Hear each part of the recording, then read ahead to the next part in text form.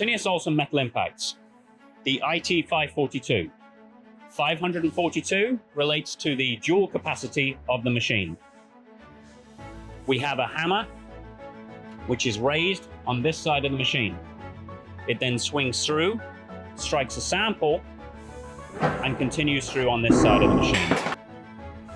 A metal impact is a very simple piece of equipment. The potential energy of the hammer here is converted into kinetic energy at the bottom of the stroke. Some of that kinetic energy is absorbed by the sample, and the remaining kinetic energy raises the hammer on this side.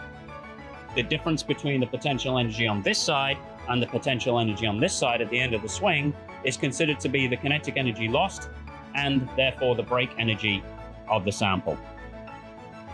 This is an enclosed metal impact with a clear enclosure around it to prevent people walking into the path of the swinging hammer and to prevent people putting their hands in the path of the hammer when they're testing.